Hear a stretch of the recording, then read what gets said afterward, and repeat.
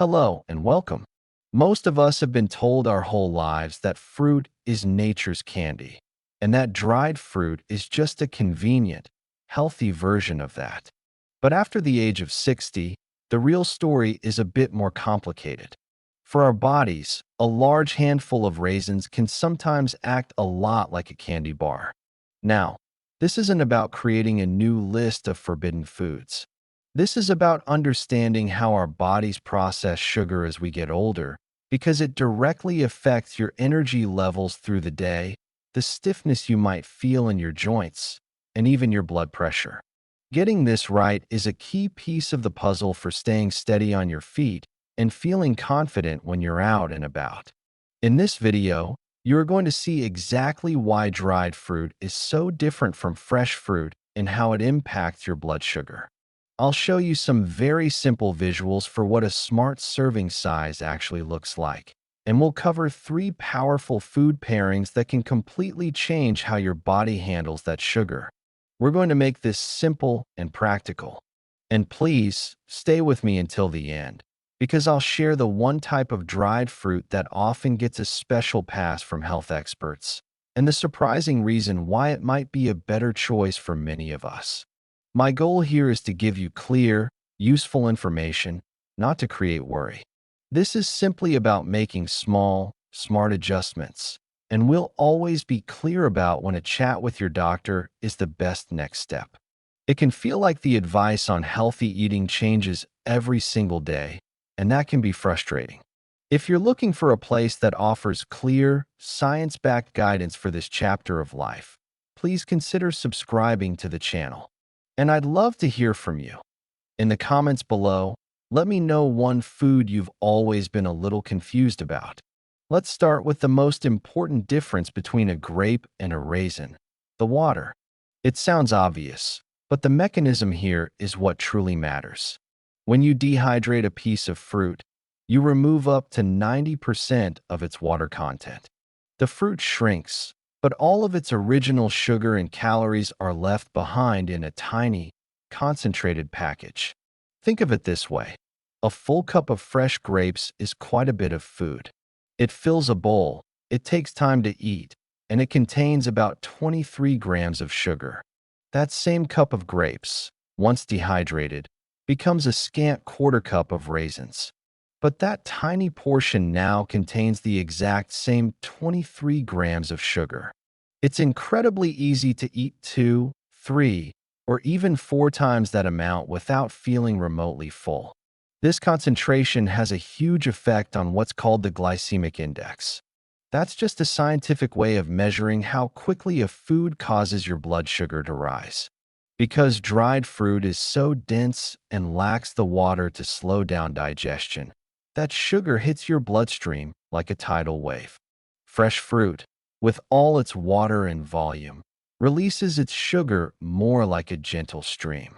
This rapid sugar spike is what we want to avoid, because it forces our body to work overtime to manage it, which can leave us feeling drained later. A common scenario is sitting down to watch a movie with a bag of trail mix. You're not really paying attention, and before you know it, you've eaten a cup or more. You've just consumed the sugar equivalent of several pieces of fresh fruit, and your body is about to feel the effects. The simplest way to prevent this is to decide on your portion before you start eating. A good rule of thumb is the matchbox rule. A sensible serving of most dried fruits, like raisins, apricots, or cranberries, is about the amount that would fit into a small matchbox. That's roughly a quarter of a cup. Try measuring that amount into a small bowl or a reusable bag. When it's gone, you're done. This small habit alone can make a world of difference. And of course, if you are managing diabetes or prediabetes, being precise with these concentrated sugar sources is absolutely vital for keeping your blood sugar in a safe and stable range. So, what happens inside your body when that concentrated sugar arrives? This brings us to the blood sugar roller coaster and the toll it takes on our energy. When that rush of sugar from a handful of dates enters your bloodstream, your pancreas gets an urgent signal. It releases a hormone called insulin, whose job is to act like a key, unlocking your body cells so they can absorb that sugar for energy. When the sugar arrives slowly and steadily, like from a whole apple, the pancreas releases a measured, appropriate amount of insulin. But when a dense, fast-acting sugar from dried fruit hits all at once, the pancreas can panic and overreact. It floods your system with too much insulin. This abundance of insulin does its job very quickly, sometimes too well, and pulls almost all the sugar out of your blood. This is what causes the crash. About an hour or two after your snack, your blood sugar can dip lower than it was before you ate. This is when you suddenly feel tired, your thinking gets a bit foggy, you might feel irritable, or even a little shaky. Your body is sending you a signal that its fuel supply has suddenly dropped. This up and down cycle is exhausting for your system, and it's not a sustainable way to fuel your day. The good news is, there's a simple and delicious way to prevent this roller coaster. The secret is to never let that dried fruit travel into your system alone. You need to give it a companion that slows down digestion. You do this by pairing it with a source of healthy fat, protein, or additional fiber. These nutrients take longer to break down in your stomach, which means the sugar from the fruit is released into your bloodstream far more slowly and gently. The insulin response is smoother, and you get steady energy instead of a spike and a crash.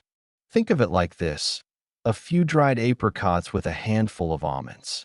A medjool date sliced open with a small piece of cheddar or Parmesan cheese tucked inside.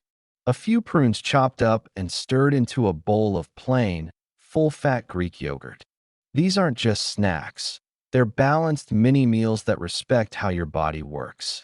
For those on certain medications, especially for blood pressure or blood sugar, avoiding these sharp swings is particularly important for your overall stability and well-being. Now, I want to address a very common myth. Many people believe that because dried fruit contains fiber, the sugar content isn't a concern. The thinking is, it's natural, it has fiber, so it must be fine. And while it's true that dried fruit does contain fiber, which is excellent for digestive health, that fiber often can't win the battle against such a concentrated dose of sugar. Think of the fiber in your digestive system as a friendly traffic cop at a busy intersection. Its job is to slow things down and ensure an orderly flow of nutrients into the bloodstream. When you eat a whole orange, the sugar molecules arrive at the intersection in a few manageable cars. The fiber traffic cop can easily direct them, ensuring a slow, steady pace. But when you eat a large handful of dried mango slices, it's like 100 buses full of sugar molecules all arriving at the intersection at the exact same time. The poor traffic cop is simply overwhelmed. The sugar rushes right through the intersection, causing that big spike in your blood. The fiber is still there, and it's still doing good work for your gut health, but it's just not enough to buffer the sheer volume of sugar in a dense, water-depleted serving. This is why we can't rely on the fiber alone. This is also why many healthy snack bars can be so deceptive. You might see a bar made from dates, raisins, and nuts and think it's a great choice. But often, the bar is mostly date paste, which is a huge load of sugar. Always check the nutrition label. Even if it says no added sugar, look at the total sugars line. You might be shocked to see it's as high as a candy bar. A much better approach is to take control of the ratios yourself. Make your own simple trail mix at home. Use a formula of about 3 parts nuts and seeds to 1 part dried fruit. For every 3 handfuls of almonds, walnuts, or pumpkin seeds, add just 1 handful of raisins or chopped apricots. This ensures you're getting a snack that is dominated by protein and healthy fats, with the dried fruit acting as a small, sweet accent rather than the main event. If this way of explaining how the body works is helpful to you, just tapping that subscribe button lets me know that we're on the right track. Beyond blood sugar, There's another, quieter process we need to consider: inflammation. This has a huge impact on how we feel day to day, especially with things like joint pain. Our gut is a complex ecosystem, home to trillions of microorganisms, both helpful and not so helpful bacteria. The balance between these groups is crucial for our overall health. The less helpful types of bacteria absolutely thrive on simple, easily digested sugars. When they get a steady supply of fuel from sources like concentrated fruit sugar, their populations can grow, overwhelming the beneficial bacteria. This imbalance, known as dysbiosis, can create a state of low-grade, chronic inflammation. It's not the acute inflammation you see with an injury, but a persistent, body-wide irritation. For those of us over 60, this isn't just an abstract concept. This kind of chronic inflammation is a key driver behind the progression of many age-related conditions. It's linked to the stiffness and pain of arthritis. It can contribute to the hardening of our arteries, and it puts a general strain on our entire system. One of the most powerful things we can do to manage this is to control the amount of fast fuel we give those unhelpful gut bacteria. You might notice this in your own body. Perhaps you wake up with more stiffness in your hands or knees on the morning after an evening where you indulged in more sweets or desserts than usual. That's often a direct signal from your body about the inflammatory effects of a high sugar load. So, when we choose our pairings for dried fruit, we can be even smarter about it. Instead of just any nut, we can prioritize walnuts, which are particularly rich in anti-inflammatory omega-3 fatty acids. Instead of eating a date on its own, try chopping up half a date and sprinkling it on a salad that's dressed with extra virgin olive oil, another powerful anti-inflammatory food. The idea is to shift the balance, using these sweet foods as a flavor enhancer for an anti-inflammatory meal, rather than a pro-inflammatory snack. It's a subtle but profound shift in how we approach our food. Now we come to the most practical part: putting this all together. It's time to talk about the smarter dried fruits and a simple action plan you can start this week. Because not all dried fruits are created equal in how they affect our bodies. The fruit I promised to talk about, the one that often gets a pass, is the humble prune. Prunes, which are simply dried plums, have a few unique advantages. First, they contain a significant amount of sorbitol. Sorbitol is a type of sugar alcohol that our bodies absorb much more slowly than regular sugar, leading to a much gentler blood sugar response. Second, prunes are exceptionally high in soluble fiber, which forms a gel-like substance in the gut, further slowing digestion and feeding beneficial gut bacteria. Finally, studies have shown that the unique combination of vitamins, minerals, and phenolic compounds in prunes is particularly effective at supporting bone health and helping to prevent bone loss, which is a critical concern for both men and women as we age. So, while the portion size rule still applies, a small serving of 3 to 4 prunes a day can be a genuinely beneficial addition to your diet, helping with both regularity and bone density without causing a dramatic blood sugar spike. Now, let's turn this knowledge into a concrete, 3-step action plan for this week. First, the portion check. Go to your pantry and take out your favorite dried fruit, whether it's raisins, figs, or apricots. Using a standard measuring cup, measure out exactly 1/4 cup. Pour it into the small bowl you would normally use for a snack. Take a good look at it. This is your new visual anchor for a single serving. It might look smaller than you're used to, and that's the entire point of the exercise. Second, the power pair. For the next week, make a commitment to never eat that portion of dried fruit by itself. Before you take a bite, you must add a partner to the bowl. This could be a small handful of about 6 to 8 walnuts or almonds, a tablespoon of pumpkin seeds, or a couple of slices of cheese. Then, pay attention. Notice how you feel an hour or two after eating this balanced snack, compared to how you used to feel. And third, the smart swap. If you currently eat dried fruit every day, I want you to try an experiment. For just 3 days this week, swap your dried fruit snack for a piece of fresh, whole fruit. Have a crisp apple, a juicy pear, or a bowl of vibrant berries instead. Notice the difference in how full you feel.